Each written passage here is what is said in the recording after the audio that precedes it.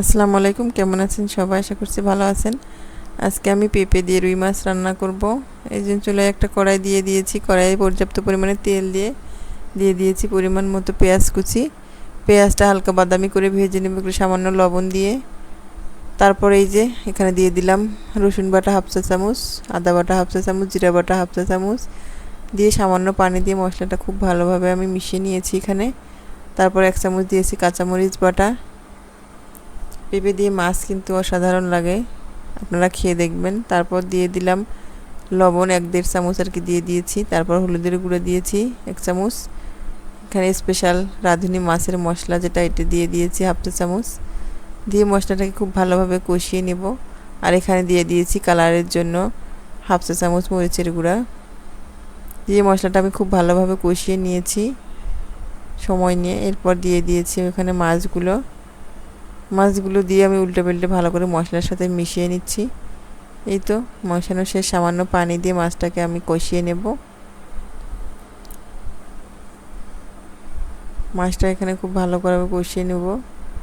আর এদিকে আমি পেঁপেটা হালকা ভাপিয়ে রেখেছি। এই তো মাছটা আমার শেষ কষানো, এরপর উঠায় নিচ্ছি একটা বাটিতে। মাছগুলো উঠায় আমি এভাবে এই যে পেঁপেগুলো সিদ্ধ করে রেখেছিলাম হালকা ভাপিয়ে, সেটা এখানে দিয়ে দিলাম। খুব অল্প পরিমাণে আমি রান্না করব আজকে। পেঁপে দিয়েছি অল্প, হাফ পেঁপে দিয়েছি, একটা হাফ অর্ধেক। এই তো পেঁপেটা দিয়ে খুব ভালোভাবে আমি এটা কষিয়ে নেব সময় নিয়ে ভালো করে আমি পেঁপেটা কষিয়ে নিয়েছি ঢাকনা দিয়ে।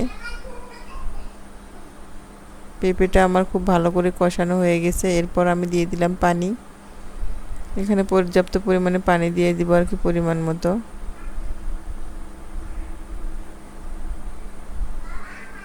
পেঁপেগুলো যেহেতু আমার আগে থেকে ভাপিয়ে নেওয়া, ওই জন্য অল্প পরিমাণে পানি দিলেই হবে।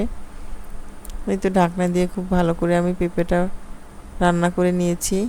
এরপর দিয়ে দিলাম, যখন তরকারিটা ফুটে আসবে তখন আমি এখানে এই যে মাছগুলো দিয়ে দিলাম, কষিয়ে রাখা মাছগুলো। এইভাবে আমি বেশি রান্না করি, মাছ কষিয়ে রান্না করলে বেশি ভালো লাগে আমাদের কাছে। এই তো এভাবে আমি 10 মিনিট মিডিয়াম আঁচে রান্না করে নেব তরকারিটা। এর মাঝে কয়েকবার আমি নাড়াচাড়া করে দিয়েছি। এই যে তরকারিটা দেখেন আমার প্রায় রান্না শেষ। পেঁপের মাছ কিন্তু অনেক মজা হয়। এই তো রেডি হয়ে গেল পেঁপে দিয়ে রুই মাছ। কেমন লাগলো জানাবেন সবাই।